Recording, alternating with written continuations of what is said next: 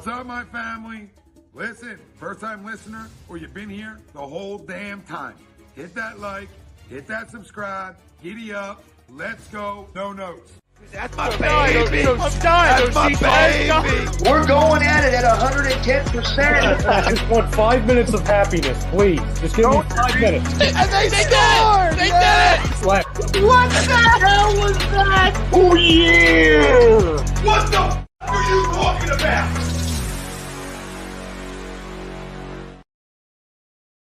Aloha, everybody, and welcome to another episode of the Birds Report here on A2D Radio.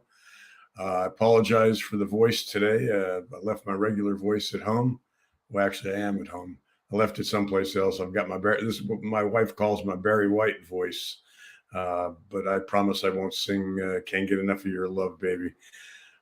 Most of you have no clue who Barry White is. He was a popular 70s singer, and he had a very deep voice, which I have from a sinus infection. So I'm excited about today's show. We got a great guest. We got my longtime friend and colleague, Les Bowen. We worked together for nearly 40 years at the Philadelphia Daily News and Inquirer, nearly more than 2 decades, I guess, 2002 to when we left on the Eagles and NFL beats. I'm excited to talk football with him today. We're going to rehash Sunday's 2014 loss to the Jets, and we're going to look ahead to Sunday's big challenge against the Dolphins at the Link. So without further ado, let me bring on Les Bowen, who also hi, Les, how you doing? Great, Tomo. Thanks and for Les, having me on. I forgot to mention, I'm sure everybody knows this already, but Les also has a podcast here on A2D Radio, Bowen On The Birds, which airs Thursdays. If you want to catch it live, it's at 3 o'clock or when you're... But this week we're going on Friday because Ralph, our wonderful producer, has a conflict tomorrow. So we're going to go with Friday at 3 o'clock this week. Les, I thought about you Sunday, as I always do when the Eagles travel to the Meadowlands. Our dozens of trips over the years back and forth to that place up there, and our trips back where we stop at Molly Pitcher rest stop. Mm-hmm. And now apparently, Les, this is big news. Molly Pitcher apparently has a Panda now, a Panda restaurant. Oh, I heard Shake Shack. I did not hear Panda. If I had known that 2 years ago, Les, I'm not sure I would have taken the buyout. Yeah, it could be a game changer for both of us. I mean, Roy Rogers was kind of really, not appetizing at that time of the night. E.J. Smith sent me a photo from Molly Pitcher Sunday night. So I appreciated that very much. And he told me there was a Shake Shack there. So there you have it. Oh. Well, maybe it's Panda going in the other direction and Shake Shack coming this way. That could be. Yeah. Well, Les, we got a lot to talk about today. We do. Some of it's even about football. The Eagles coming off a unexpected 20-14 loss. Wanted to get your thoughts on it. I saw many of them on Twitter, and I'll ask you about them. But I mean, your reflections on them losing to the Jets on Sunday. Oh man, going into a season that there's going to be a loss like this. But there's always a twist to it that makes it just incomprehensible in the moment. In this case, the twist would be not only are the Jets without Aaron Rodgers, they're without Sauce Gardner, they're without their other starting corner, they're without most of their offensive line. The Eagles had a 14-3 lead. It just it made no sense whatsoever to me. It was just a really puzzling, ridiculous outcome that they could have averted by not throwing that last interception. And I think that's been talked about a lot this week about how they could have just run the ball and punted and put the Jets a long way from taking the lead of the game. Instead, they did the one thing they couldn't do. It bothers me. I'm a huge Jalen Hurts guy, but we've had a couple instances now this season, and once it didn't hurt them when he fumbled that time in the final minutes, running it up the middle. You remember that? Was that the second game or was it the first game? I forget. But, you just don't expect this from Jalen Hurts. The one person on the team who you expect to have a grasp of the situation. And not only did I not like the game, I didn't like the look on Jalen's face when they kept going to him on the sideline. Usually he looks very determined, steely, focused. And he just kind of had this, like, I don't know what's going on kind of look half the time. I don't know. I was very disturbed by this loss, even though I know it's the NFL and, 5-1 and all that. And, but didn't like it. Yeah. I mean, it's, as far as Jalen's concerned, he's been up and down this season. What's concerned me has been his decision making at times, including Sunday, and his processing of what he's seeing. Things that I thought he had gotten past last year when he had an MVP caliber season. I mean, excuse me, and I apologize. I was telling our listeners earlier, it's my Barry White voice.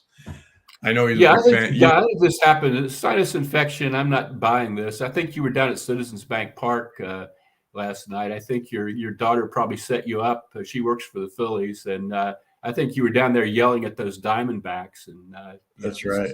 We actually were there Monday night. It was a great game. Shelley and I were there. Oh man, we're there for the close one. I thought Greg Kimbrell was going to blow it. I thought several times they were going to blow it. But anyway, getting back to Jalen, I mean, you knew they were going to do some things to him this year after having an off season to opposing defensive coordinators to examine and dissect this offense, figure out ways to slow him down, slow the offense down.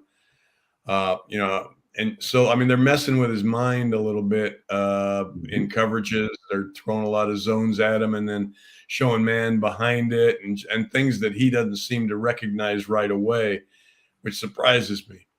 And the other thing is he's too many times I've seen him get locked on to receivers, which wasn't something he did last year. I mean, I've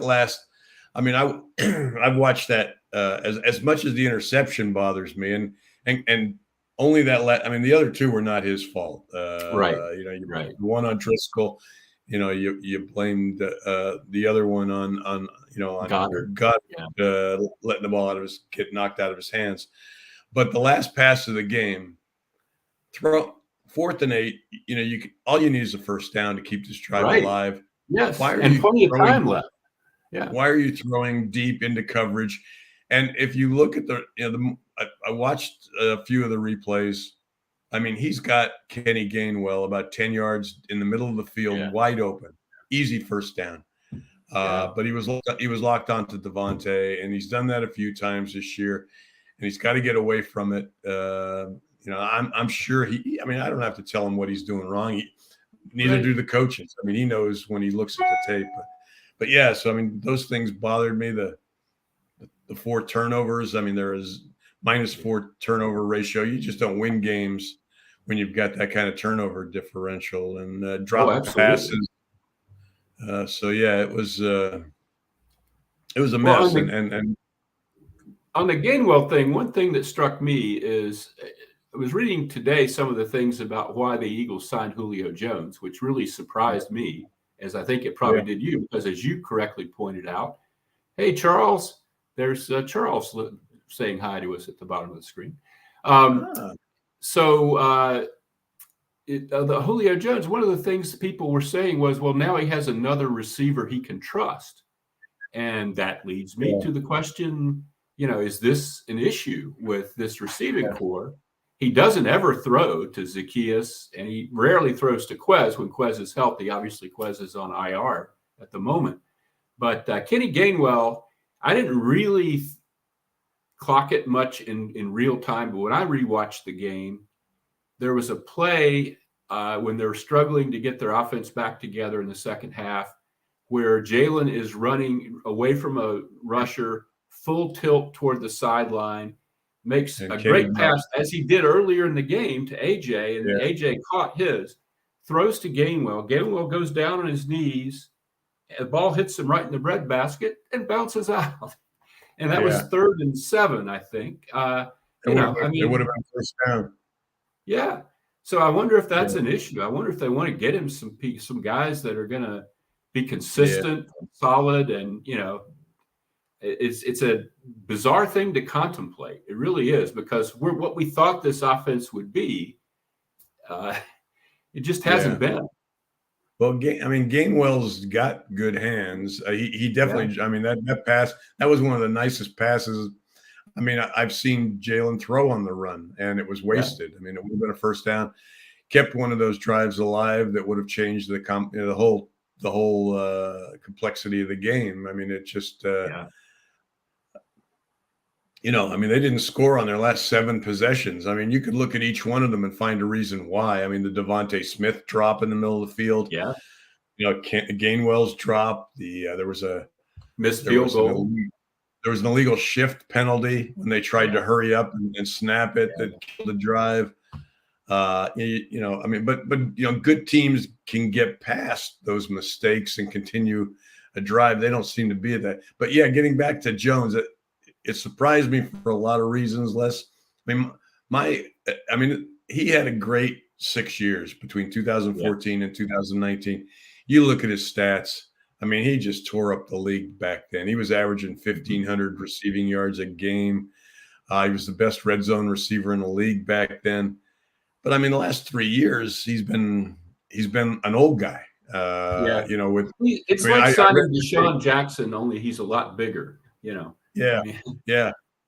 And I don't know if you had a chance to see Nick's the transcript or heard Nick this afternoon talk. He claims that there's they've watched the film and there's a lot of explosion left in his legs. His ability to cut and get in and out of cuts is still there. I'm not seeing that. He would be with somebody. He would be with somebody at this point in the season if it were really all that clear cut that he has a lot to offer. Now, it's possible that as a complementary piece and not as a focal point that he's going to be better. Because even last year in Tampa, I think they were kind of counting on him a little, and that was too much to ask. But I guess what it might boil down to is, and like you, I'm not that close to this anymore. I'm not down there, but with Quez on the IR, they were down to a slot receiver who's 5'8", and that's not what they wanted, in that spot. So, but it can't hurt to have him here, I guess. But as to whether it's really going to give them any benefit, I'm not terribly optimistic. Yeah, I mean, I'm like you. I have no objection to this move because it cost them very little, and maybe you hit gold here, and he gives you something that you don't expect. Nick did emphasize today that this is a guy they're bringing in in a supporting role. He's not, according to Nick, he's not replacing anybody. They're not counting on him to be a 6 catch a game guy. One of the problems I have, Les, is a guy that's gotten completely forgotten that I've always liked over the years, and they don't seem to have any use for him. He's on the practice squad. You know who I'm talking about, Greg Ward. Yes. He was a guy that he's dependable. He knows how to find holes in zones. He doesn't drop passes. He and Jalen, for the brief time they played together, had some chemistry. Nick has no use for him. I was just going to say, the only thing that I can say there is that he came along back in the Doug Peterson administration, and they kind of developed him. And since Nick and Moorhead, the wide receivers coach, arrived, it's not been the same for him. He's not given the same level of respect, and he's not seen in the same light, I guess.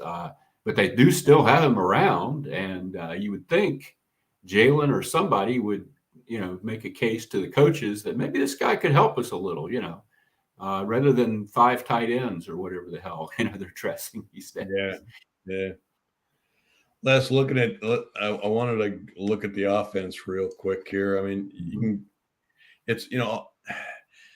you look at some of their rankings and you could say everything's fine. They're scoring some points, yards, and yet they're 23rd in the league in red zone. They were 2 for 3 against the Jets. But it's been a problem all year.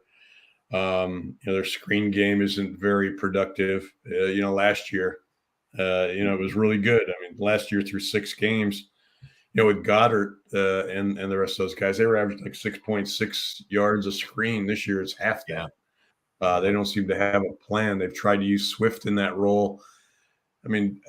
Swift, I like them using the running backs as receivers in the passing game. A lot of people didn't think, talking to John McMullen and others, they don't think Jalen likes throwing to the running backs. I don't know. Maybe that's it. I don't know. Could be. But Brian Johnson did it in college. He likes using it clearly because, they're throwing a lot to these guys, particularly Swift. But they're not averaging anything. Swift's averaging 5 yards a catch. Kenny Gainwell's averaging like 4.8. That's not what you've got to find a way to get these guys in space and get some chunk plays, some 9-10 yards out of them. And that's not happening. I'm not sure why. I just don't. I'm not an X and O guy at all, but the offense doesn't have any flow. It doesn't have any continuity. You don't see. Nick came in as an innovator, I thought, as a young guy who was on the cusp of, what's cool in offense in the NFL, which is what Jeffrey Lurie always wants. Here we see a very vivid contrast this weekend when the Eagles host the Miami Dolphins between the guy, Mike McDaniel, who is the innovator, who is on the cusp of every offensive trend, and a guy who keeps telling us, well, the defense is taking this away from us and they're taking that away from us. It's your job to get, you have some of the best players in the league here, buddy. Somebody's job, Brian Johnson's job or Nick's job, to figure this out.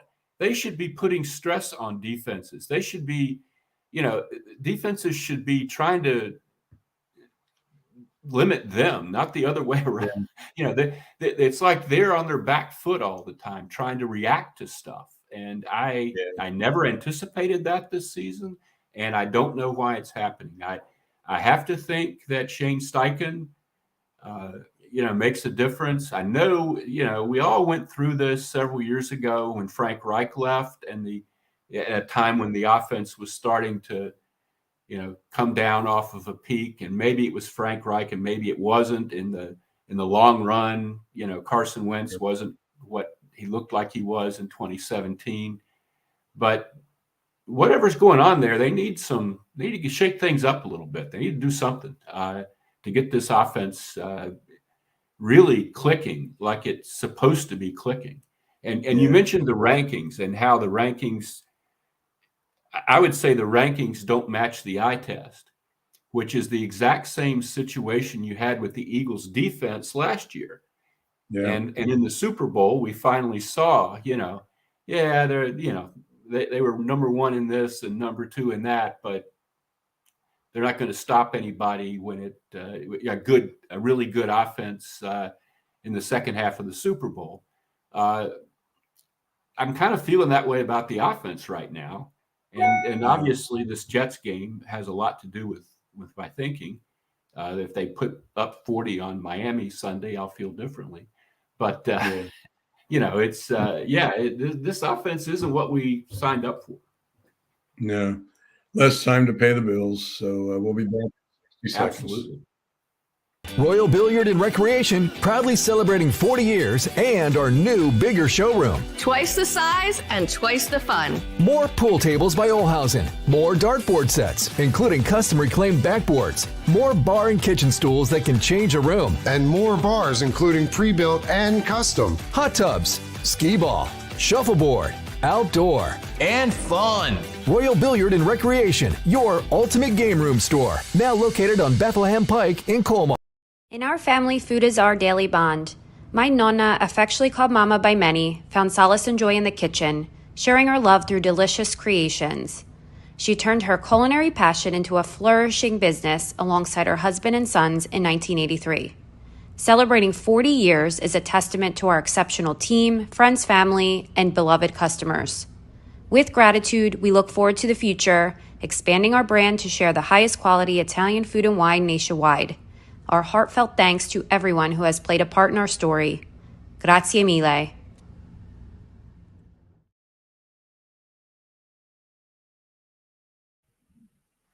We're back on Birds Report with my special guest, Les Bowen. Les, we were talking about the offense, and Sunday, certainly you can't minimize what it meant when they lost Lane Johnson on that first possession. Lane is so important to that offensive line. I mean, it's one of the best. It may be the best line in the NFL. I thought it was one of the deepest, and then Jack Driscoll goes out there on Sunday and really, really struggles against everybody that he faced. Jermaine Johnson, Huff, whoever they put on in front of him. I mean, he struggled. Now, I realize he didn't get a lot of reps during the week, and I think he's going to be better prepared this week against Miami. But that clearly was a problem. But the thing that bothered me, and I've been a big supporter. I mean, I think Brian Johnson is an excellent offensive coordinator. I've said that since the day they promoted him. I think I even went so far as to say that I think he's one and done, that if they play well this year, he could be a head coaching candidate next year. But, he mentioned I listened to his press conference yesterday, and he talked about how you got to adapt when something like that happens. And yet they didn't. They bring in Driscoll, and they end up playing 11 personnel, which is 3 wide receivers. Yeah. I want to say 81% of the time, like 56 out of 69 snaps. I mean, they gave him very little help, although they claim they did a little bit, but I didn't see it. You just mentioned they claimed they did. Yeah. After the game, Nick had some kind of quote about making an excuse, for the lack of productivity, that they had to keep extra help in. And I thought, man, I didn't really see that. Did I miss that? And so I rewatched the game the next day. It wasn't the all 22, but it was the broadcast. Yeah. And I saw one notable play where they actually did that. They had a running back right on Driscoll's inside shoulder. And on that play, the running back picked up the guy who spun past Driscoll. And that was the play where Hurts hit AJ for that long gainer that the Jets, that's who it was, the Jets tried to challenge. But, I didn't see a lot of help other than that. On that interception where Johnson hit his arm, you watch the blocking, and you've got Mailata on an island and Driscoll on an island. And the 3 guys in the middle are on 2 interior linemen, blocking them 3 on 2. And poor Driscoll is spinning like a top, almost literally. He turns all the way around and is facing his own goal line by the time Jermaine Johnson gets past him. And part of this is, like you, I'm sure, I look at the playing time every day after the game, who got the snaps. Yeah. And I had noticed, for years there, Driscoll would get some snaps here and there. Usually it's because of injury, but he was part of the offense. In 21, he played a lot. He hadn't played this year. You'd see him with 3 snaps for like extra points or something like that. He hadn't had an offensive snap before Sunday. And I got to think that was a factor, because he was a better player than this. And it's not like he's old or anything. He was in 21. I went back and looked at his Pro Football Focus grades and stuff like that. I mean, he wasn't revelatory, or he would have become a starter, but you could put him in there and he would do the job. He wouldn't get killed. Sunday, he got killed. Yeah. Yeah, and I mean he's a very smart guy. I'm also surprised that Tyler Steen has become kind of a invisible man. He's not even Is a he factor still here? in consideration in why he, second round pick. You would think he'd be the guy you would have in wait for that right tackle job. They've kind of moved him to guard as a backup guard. He played, 3 special team snaps on Sunday, and that was it. So I don't know I don't know what's going. Those are the things that we aren't really privy to as far as whether he's struggled to learn the system, whether he's not strong enough. What the problem is. Practice as far habits. As paying attention to meetings. These are things that we can't. Obviously something has happened with Driscoll, because even last year he wasn't as prominent in their plans when they needed help. He kind of gave way to other guys. He would have been ahead of Sua 2 years ago, for that right guard position. I don't know what's going on down there, but yeah, you're right. Your original point was you thought they had this great depth on the offensive line. Yeah, I did too. They do have the other guy, Johnson, Fred Johnson, who you could make a case. I mean, he's played more right tackle than Driscoll has. I don't know. I don't know how long Lane's going to be out. There's a lot of optimism. I'm always a little skeptical of that optimism, until you see the guy on the field and he's actually practicing fully and things like that. But maybe maybe Lane can somehow hobble out there this week, which to me would open up a whole other can of worms, because we know what happened a few years ago when he did that with his other ankle. He ended up having surgery because he kept playing on an ankle injury. If I were him, I wouldn't hobble out there this week. But I don't know. I don't know what the answer is there. Lane is probably the toughest guy that I've ever covered. What he did last year. I talked to some sports medicine doctors after he suffered the sports hernia late in the season, and then came back in the playoffs, and they all said the same thing. He's not going to be able to move. He's going to be in intense pain. You're probably not going to get a lot from him. Well, he goes out there and plays at the highest level you would expect Lane to play at, and helps them get to the Super Bowl. But this is a different situation. We're going into week 7 with a guy with a high ankle sprain. Now, do you want to risk him aggravating it more and not being healthy at all for the rest of the season, particularly, what you've got coming up with that Murderers Row, which kind of starts Sunday, but really gets intense after the bye. Or do you rest him? I'll be interested to see how this goes. I'm guessing he doesn't play, but I guess we'll see on Sunday. We'll see as the injury reports come out during the week. I always like Les, and I know the frustration you felt on the beat. Nick, when he's always he may be the worst ever about injuries, because what he'll say is, I don't know yet, but I'll get the information to Bob Lang and he'll get it to you. Well, Bob Lang gives you nothing. He gives you an injury report at 4:00, which goes to the entire nation. Right. So, well, lately, I don't think Nick's even done that. Nick's just refused to put timetables on things, which is, Andy Reid, would lead off talking about the injuries. You have to ask Nick about the injuries, and then he'll tell you that we'll see, is the only answer you ever get. But speaking of injuries, a couple things today. Apparently, Sidney Brown told people in the locker room that he's fine and he'll be there, which is, thank heavens, because God knows what they would do if he wasn't, unless Julio Jones can play safety.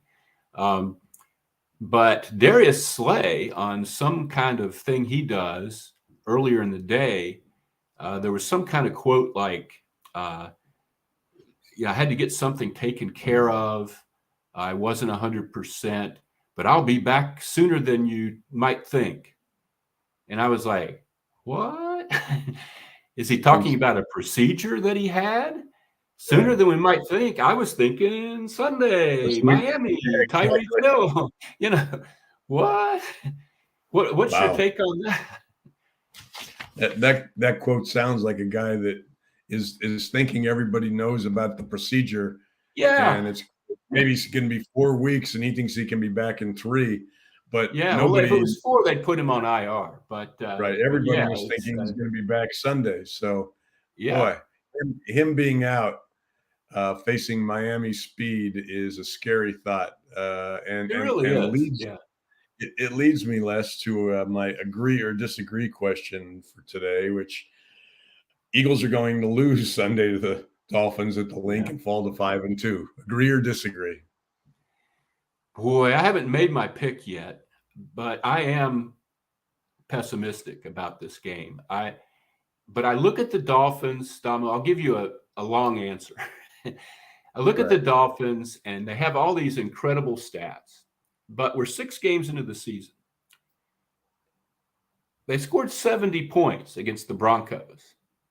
That skews a lot of things 6 games into the season. You know what I mean? That's not a 16-game stat. They played Buffalo and got their butt whipped 48-20. Their offense has to have the ball for them to roll it up on you, and I think if you can keep the ball away from them, their defense isn't very good at all, frankly. The Eagles' defense is much better if people are healthy, which apparently they're not. Right. The Dolphins' defense doesn't scare me a bit. I don't think they're going to get a lot of sacks. They don't have interceptions. I might pick the Dolphins to win this game. I'm going to sort of agree with you as of Wednesday with the provision to change my mind by the weekend. But they could make it ugly out there. You're right. And if the Eagles' offense is as screwed up as it was Sunday, then Miami will win. But this isn't as good a defense as the Eagles played Sunday at the Jets. So I don't know. I just don't know. I agree that they have to have they need to be able to control the ball, and they've done that. I mean, they've done that. Going into Sunday's game, they were second in the league in time of possession average. So, I mean, they can run the ball, and I think they can run it on this defense, which is what they need to do Sunday. And that includes, clearly Jalen has taken the bubble wrap off. He's picking his spots. He's not taking shots. He's getting out of bounds as much as he can, and he's sliding a lot. And I think they're gonna need him to be a factor in the run game as well on Sunday if they're going to keep drives going. The thing that scares me, though, I mean, the greatest show on surf is what they're calling themselves. That's good. I like that. I mean, I watched James Bradbury on Sunday, and it's hard to knock the defense considering that they held the Jets to 14 points, and although the Jets are not a very good offensive football team right now, but Garrett Wilson is a good receiver, and James Bradbury was playing like 8-9 yards off the ball every time because he was not going to get beat by Garrett Wilson. And they're going to I'm thinking if that's the way you play Garrett Wilson, Bradbury's probably going to have to play about 20-25 yards off the ball. He'll be lined up on I-95, yeah. So I mean that's what scares me. But I mean, Sean Desai is the one thing he shares in common with Jonathan Gannon is the reluctance to give up the deep ball, the big play. So that'll be their emphasis on Sunday. Make the Dolphins work their way down the field and dink and dunk or semi-equivalent. Problem is, I know you don't care about stats, but they are tied for last with Denver in most completions given up of 15 yards or more. Yeah. So they're not giving up the 40-yard touchdown pass. But teams are just taking them apart with double-digit gains. Well, we didn't think going into the season they would be good over the middle, and they're not. Yeah, but they're not. Right now, they've got guys running around back there that they cut Mario Goodrich after playing him Sunday. I mean, they're really scrambling. They have to get their secondary back together. Yep. Les, we have another bill-paying commercial to turn to. So, Ralph, take it away. In our family, food is our daily bond. My Nonna, affectionately called Mama by many, found solace and joy in the kitchen, sharing her love through delicious creations. She turned her culinary passion into a flourishing business alongside her husband and sons in 1983. Celebrating 40 years is a testament to our exceptional team, friends, family, and beloved customers. With gratitude, we look forward to the future, expanding our brand to share the highest quality Italian food and wine nationwide. Our heartfelt thanks to everyone who has played a part in our story. Grazie mille. Royal Billiard and Recreation, proudly celebrating 40 years and our new, bigger showroom. Twice the size and twice the fun. More pool tables by Olhausen. More dartboard sets, including custom reclaimed backboards. More bar and kitchen stools that can change a room. And more bars, including pre-built and custom. Hot tubs, skee ball, shuffleboard, outdoor, and fun. Royal Billiard and Recreation, your ultimate game room store. Now located on Bethlehem Pike in Colmar. And we're back with Les Bowen. We are. Birds Report. Got a question on Twitter from look at Rob. Rob's giving us some love there. Rob Povia. Yeah. Thank you, Rob. Wow. I'm sorry, Rob. Are you drinking right now? Got a great question. I solicited my followers for questions, and only one guy responded with a question, but it's a good one, and it kind of deals with what we were just talking about, and I wanted to throw it out at you. It's from Chris Donald. He said the Dolphins like to throw the ball down the middle of the field. Mm-hmm. What do the Eagles need to do to slow down Tyreek Hill et al. And the rest of his et al. As in the rest of his receiving corps? You play cover two? Do you assign a single cornerback to Hill? What's worked in the past? What can the Eagles realistically do with their injured secondary? Boy, I'd go zone. I especially if Slay isn't playing, I think you have to play zone. And do you try to jam him? I'm sure everybody tries to do that. He's not a big man, but he's very shifty. I don't know what you do other than play zone and try to get to the quarterback. I guess that would be the big thing I would try to do. And that's something Sunday, they got 5 sacks and everybody said, oh, the pass rush was fine. The pass rush in the second half was fine. And in the fourth quarter was fine. In the first half, they weren't getting nearly enough on Zach Wilson. They needed to get in there and hit his arm while he's throwing and force an interception. That didn't happen. It really didn't. They did a nice job, down the stretch. And it's kind of been the case 2 weeks in a row. It was the same in Los Angeles where they a bunch of fourth quarter heroics, but, not really a great outing before that. I want to see this. This is a great defensive line. Especially if Jalen Carter is back this week, which I hope he is. I want to see havoc, Yeah, I'm interested. I didn't get it. The injury report doesn't come out till 4. Right. And I don't know if Jalen practiced today, Jalen Carter, or whether he's limited or what their expectations are for him this week. But they need him back. Let's see if I have it somewhere. I mean, he is just go ahead. Let me try to figure that out.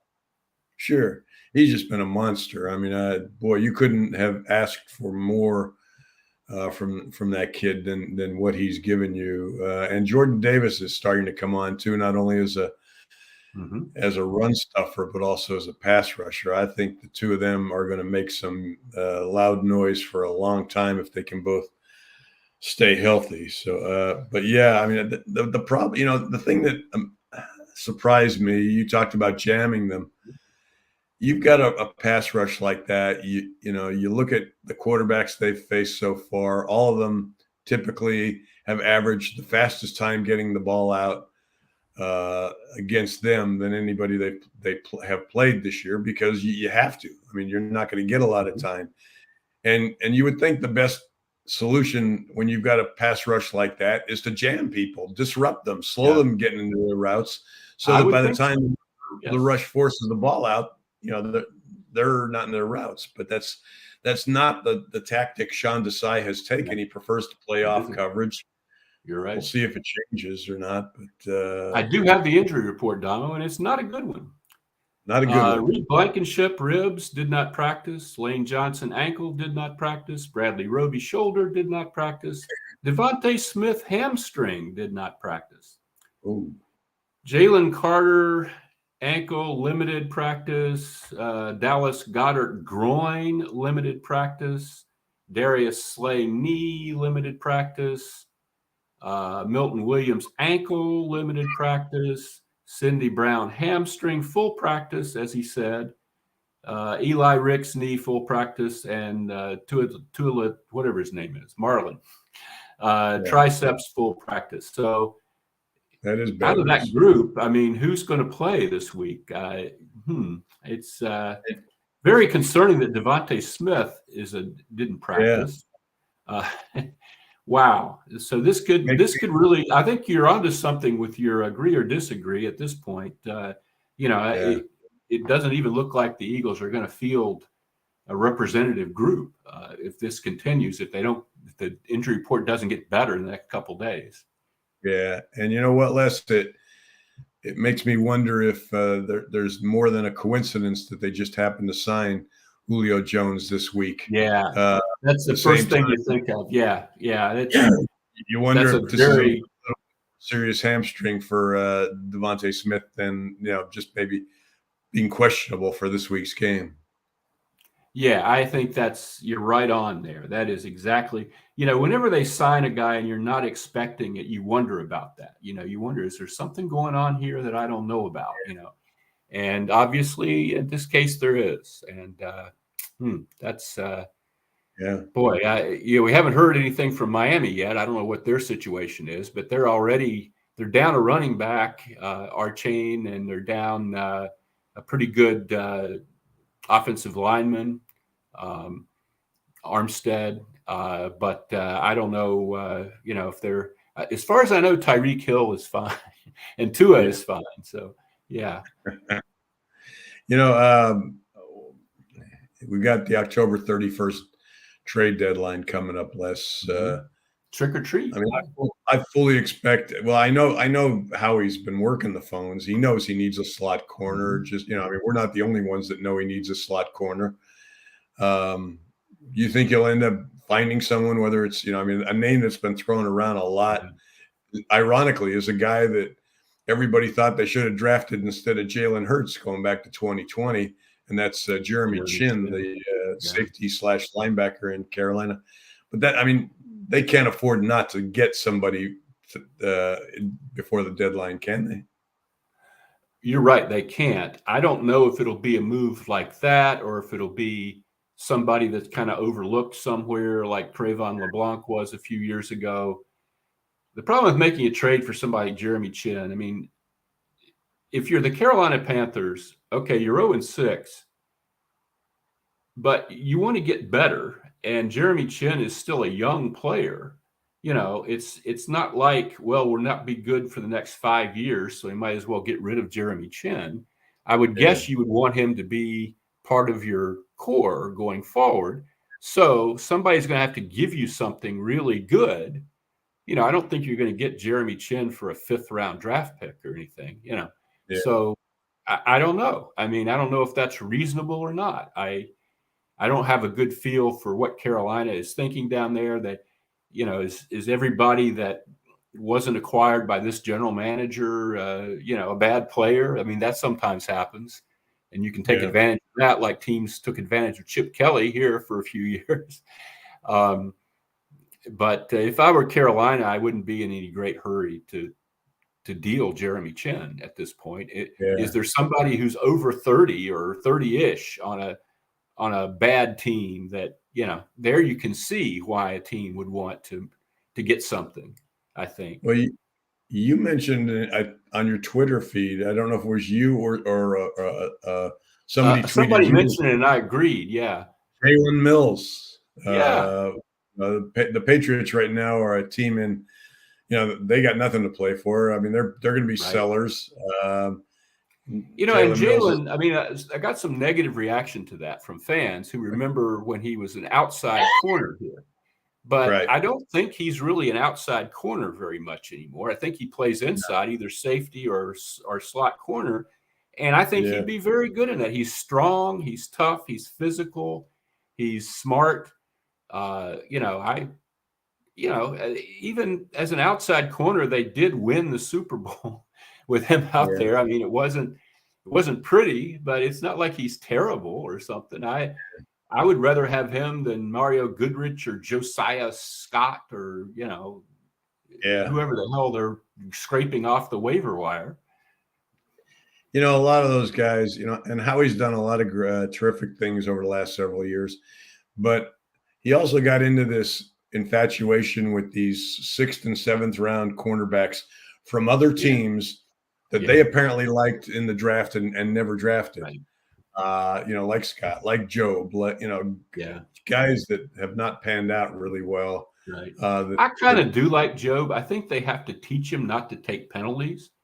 But other than that, I think maybe he can play some. Maybe I'm wrong. But I don't like it. The other guys I've been very disappointed with.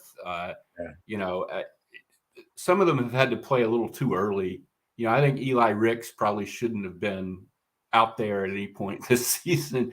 He's a project. And there's another guy whose name I can't think of who falls in the same category. But, you're right. They do that. They love those bargain guys and guys that they liked in the draft. That's certainly very true. They also haven't held on to, Rasul and Jalen were guys they drafted who are, they're players on good teams. They just don't give these guys second contracts unless they're world beaters. And maybe okay. This defense, and granted, the injuries are an excuse for a lot of things. So, but they have not had a takeaway in 3 games. First time that's happened since 2012. And you're not going to win many. That was glaring Sunday. It really was. Despite the low score, that was glaring against that team. Against that team, you can't get a takeaway. Yeah, and especially when your offense picks that day to have balls knocked out of their hands, quarterback to throw the dumbest pass of his career. So it's not. They need to change that, and they also, like you said earlier. I mean, the one thing they can dictate is that pass rush. It is good, and they need to get into his face on Sunday and force him into hurried throws and sack him, and maybe force a few turnovers that way, because I think it's their only hope of stopping that offense. If they give him time, I mean, God help the defense. Yeah, they're dead. Yeah. No question about it, Damo. Yeah. What did you think of Carter when they drafted him? Les, were you in favor of the move, and how do you feel Carter? now? Yeah, Jalen. Yeah, I was. That was an immediate wake of the accident at Georgia, where he was drag racing. And the performance at his pro day where he showed up way out of shape and really bombed it. I had my questions, but everybody said, you have to take a guy with this kind of talent, and that they had all the people that he had played with that he could really ride herd on him. I had a lot of questions, but I trusted their judgment on it. And so far, so good. And he's a wonderful player, but we don't know yet what he's going to be like. Is he going to continue on this road? Is he going to, or as if he gets out of there'll be a point maybe where they won't have so many of his friends around him, and he gets a little older. And is he going to stay in shape? Is he going to dedicate himself in the long run? We don't know. I mean, it's too early to really evaluate any draft pick, but right now everything's wonderful, and I was thinking about him in relation to the turnovers we were talking about. Well, who didn't they have Sunday? They didn't have Slay, and they didn't have Jalen Carter. Those are 2 guys that create turnovers, and if they're going to do something with Miami, they sure need those guys back. Yeah, that's for sure. Les, this has been a lot of fun. I always enjoy talking to you. I miss those times when we would talk Eagles in the press room, Yes. or in the car, or sitting next to you and listening to you rant about the officials in the press box. Those are some of the most fun times I had at the Daily News and Inquirer with you. So, well, I feel the same way, Dama.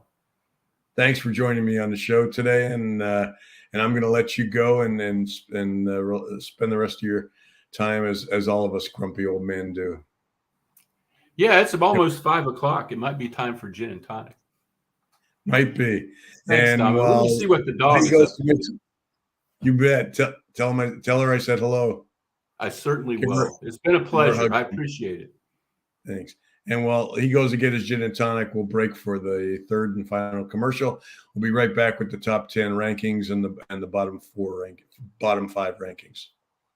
Hats.com is the premier destination for quality and fashion-forward hats and more, with designs for every style and trend. Locally based and run by Philly sports team fanatics, Hats.com can help you elevate your hat John. Utilize the easy-to-use guides at Hats.com to find your perfect size and style, and shipping and returns are free. Hats.com. Find yourself in a hat. Use code Philly for 15% off your order. Hats.com. Royal Billiard and Recreation, proudly celebrating 40 years and our new, bigger showroom. Twice the size and twice the fun. More pool tables by Olhausen. More dartboard sets, including custom reclaimed backboards. More bar and kitchen stools that can change a room. And more bars, including pre-built and custom. Hot tubs, skee ball, shuffleboard, outdoor, and fun. Royal Billiard and Recreation, your ultimate game room store. Now located on Bethlehem Pike in Colmar. And we're back with the Birds Report podcast. We're going to now spend the last 8-9 minutes of the show going over my weekly top 10 and bottom 5 power rankings. So I'm going to slide my computer over so you can see the board, and we'll start here.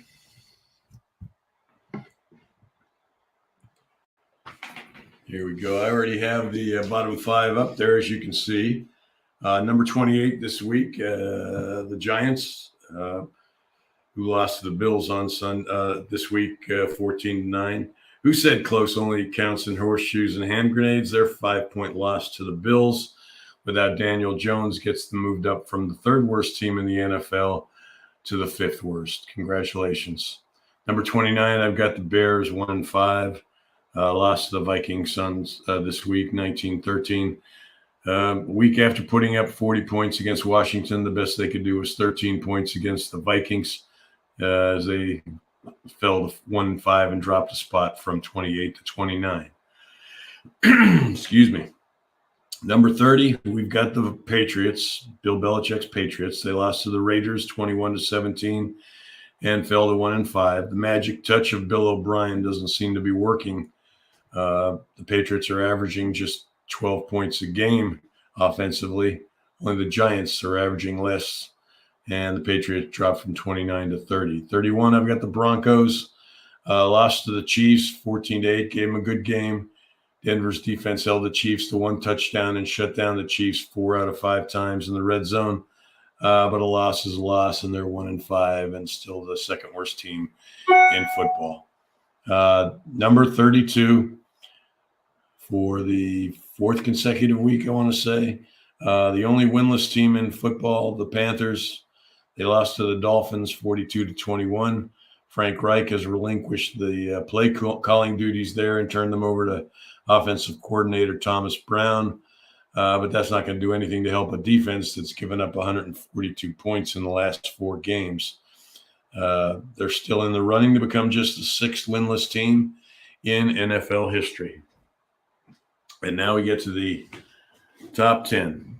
We'll start with number 10. We got a new entry in the top 10 this week, and that would be the Cleveland Browns, who beat San Francisco, the previously number 2 ranked 49ers, 19-17 this week, with Deshaun Watson sitting out his 2nd straight game with a rotator cuff contusion in his throwing shoulder.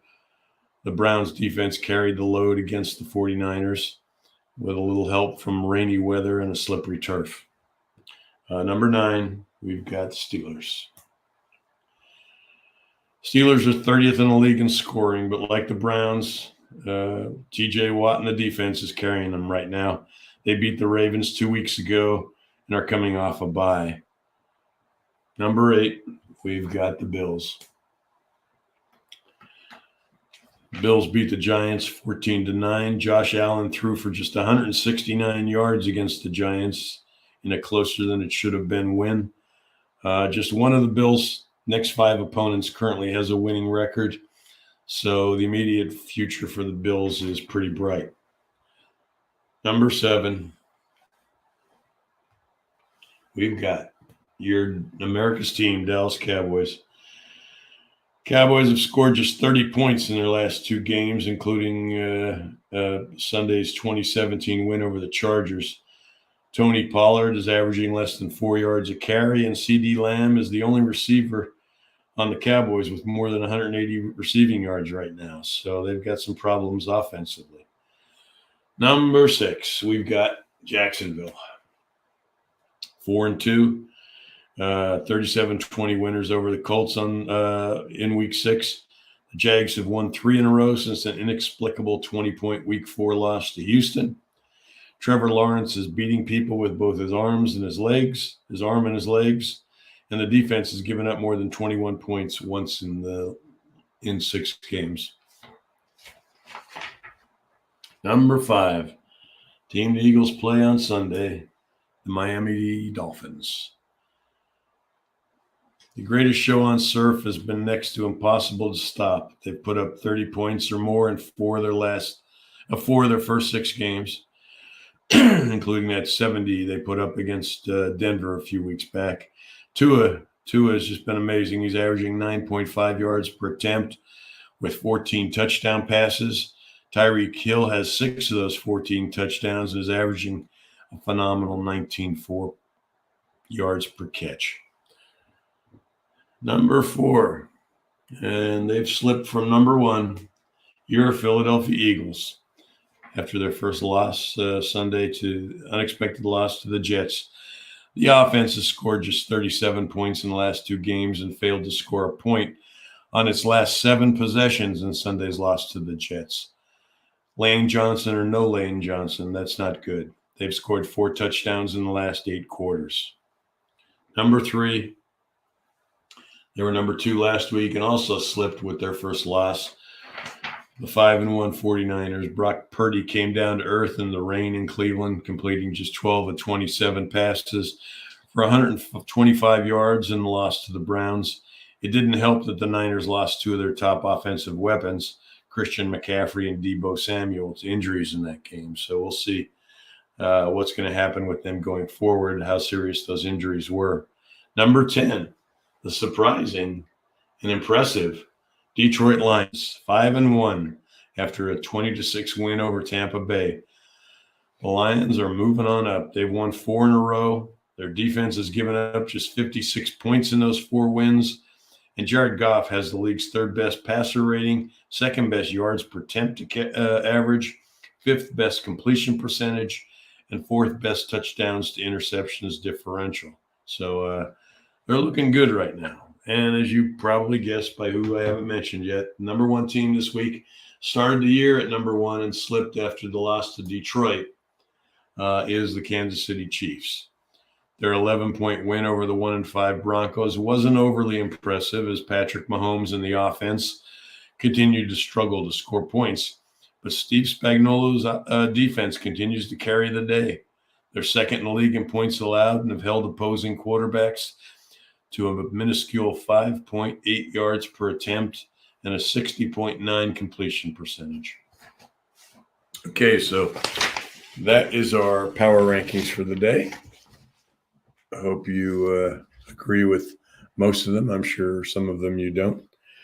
And that wraps up another episode of the Birds Report. So special thanks to my guest today, Les Bowen. One of the few things, like I said on the air when he was with us, I miss about my time covering the Eagles for the Daily News and Inquirer is traveling with Les listening to him rant about the officiating in the press box and all the meals we had together and the fun we had on that beat together. It was a great time. So I appreciate him coming on. As I also mentioned when he was on, he has his own podcast here on A2D Radio, and I hope you watch it.